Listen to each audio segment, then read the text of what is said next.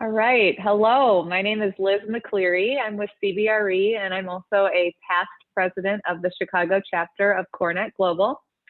With me today is my friend, the incomparable Constance Bowen, Senior Vice President of Global Workplace Strategy and Planning at Northern Trust.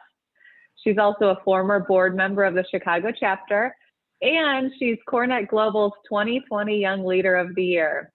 So Constance, thank you so much for being here. Thank you. Thank you. Yeah. So everyone is looking for inspiration right now, and the Chicago chapter came up with the idea to interview some of our leading women here in Chicago. We're calling it 15 Women in 15 Minutes. With millions of women exiting the workforce this year, lifting each other up and inspiring one another couldn't be more timely or more important. So to kick things off, let's talk about a very easy question like your career journey and how you got to where you are today. Thinking about if there were mentors or advocates along the way, if you've had lateral moves, and are there any stories that have inspired you in your career thus far? Yeah. Honestly, I think when I think about my career journey and I think about how I've progressed over the course of time, the really thing that stands out to me might be a little bit unorthodox. One of the pivotal moments in my career is an early, I'd say manager slash mentor, just cluing me into the fact that the job I was in was basically a dead end position.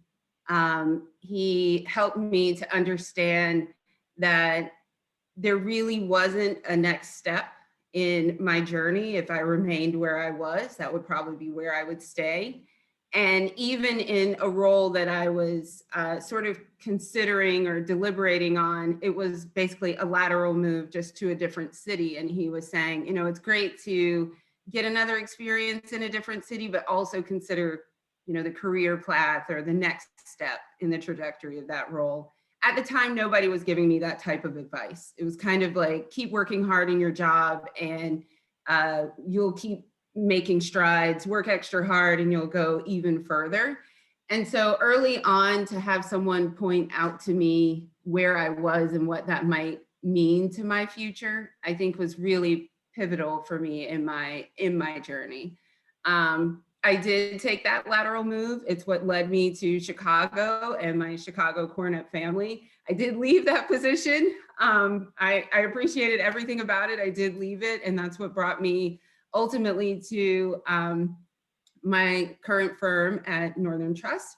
But I think that advice early on was really, really key for me to see my career in a different way and even think about it from a more entrepreneurial standpoint. Really think about advocating for new opportunity and not just expecting that by only doing hard work, opportunities would find me. So I think that would really be something that shaped me early on in terms of mentorship and conversations with managers, being able to express my goals, being able to even think about my future as something that I could author or co-author with the firm that I'm with.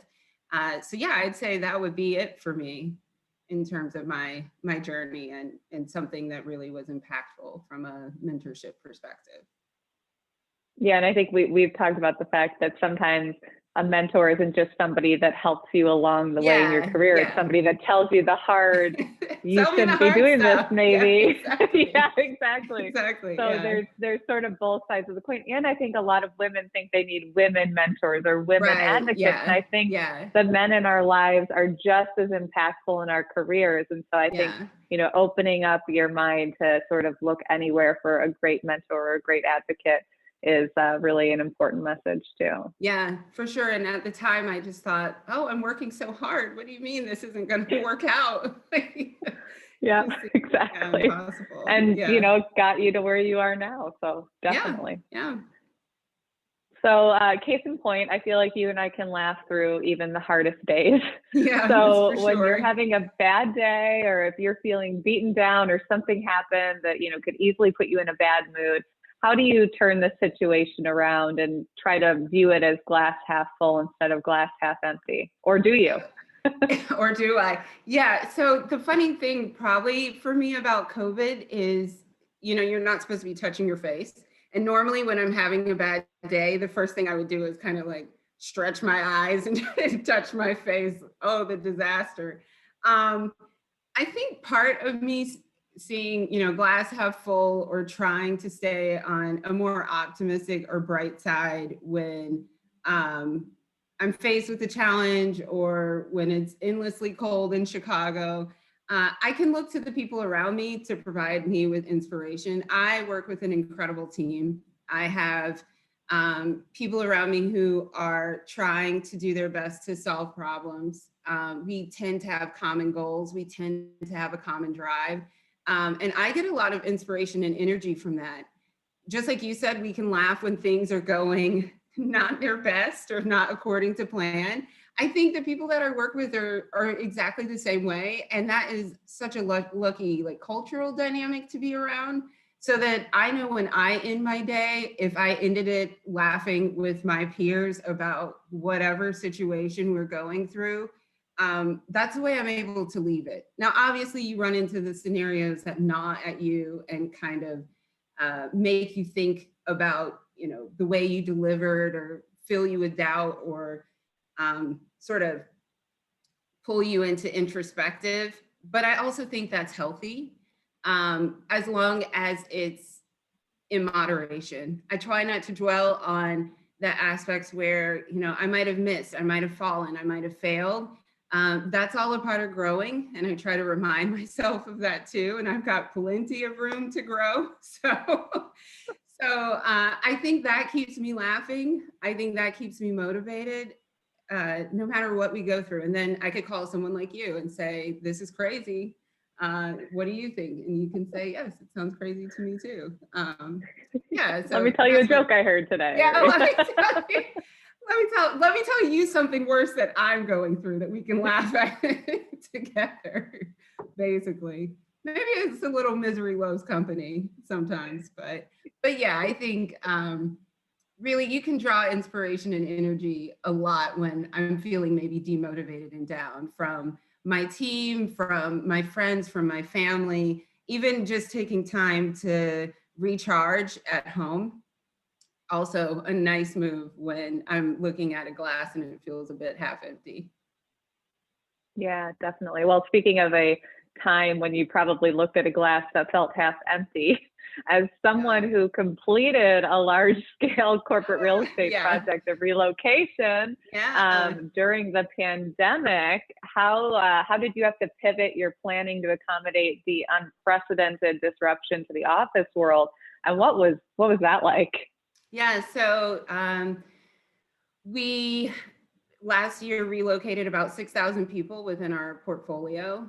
And with the help of a lot of great partners, we built out 500,000 square feet of office space and decommissioned 2 buildings in the process. That was happening while the pandemic was going on, it's still going on. And prior to it happening, and I will say there was definitely a shift in our strategy around safety, health, wellness, and even communication.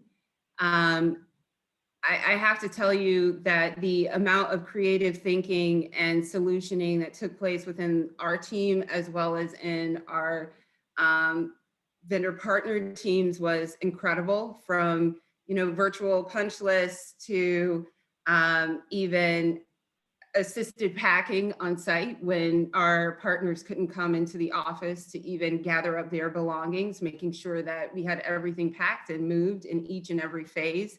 A lot of trust. So people often talk about in the workplace, you know, now with many people working from home, how much trust it takes in the firm to believe that the work is going to take place and be done in an error-free and excellent manner. The same is true in construction. You're having to trust not only your contractors, your trades, it's just a waterfall of people working together and trusting each other to deliver. And every day, every week, it felt like the rules were changing a bit. There was always something unexpected. Recently at the last Coronet event, when a lot of phenomenal women were talking about the Bank of America Tower, they were talking about the flood, and my heart fluttered because I was like, that was our flood too. You know, we were working at the same time to exit a building and it was flooding as well. And so going back to that glass half full, you think about other projects going through the same issues at the same time. But one thing that really differentiated that experience for me is that it really did feel like across the industry, people were willing to share their knowledge about how best to make it through that challenging period. But yeah, we got the projects done. We got the buildings completely exited. And we are looking forward to people coming back to work in a brand new space that they may have never ever seen before, which is also incredible to think about. That's a whole nother project in itself, but yeah, definitely. Yeah, I remember talking to you. I think it was one of the days that you were moving, one of the a million phased moves that you did of people's things, but not the actual people. Yeah. And how odd of a feeling that must be, So not just for you, but for the employees, knowing that, you know, they're no longer going to be in an older space and coming to a new space after a pandemic. And yeah, it's just such a unique challenge that it is, truly. Hats off to you and your team and all the partners involved, because that is honestly, I have to give a ton of credit to my team, because I can't, every day it felt like a new challenge. What do we do about this water bottle? What do we do about, you know, this office? What do we do about this scenario? But because we went through that together and because we had a lot of open dialogue, now when we're working other projects around the world, so London as an example, we have lessons learned that we can actually pass. And we can also tell those teams it's not impossible. Like, you can do this, you can get through this. We can definitely get it done. Yeah, oh, definitely. And speaking of giving advice, you know, there are obviously a lot of people in the dawn of their careers, others that are in leadership roles similar to yourself. Is there any advice, you know, given the way that the corporate real estate world is changing and leadership roles tend to be changing, would you give any advice to someone in their dawn of their career, or somebody that might be in a leadership role as well? So Liz, this is something you know about me, is that I think of myself pretty often at the dawn of my career. So this is one of those questions that I'm always like, would someone ask me that? Or would I be asking someone that?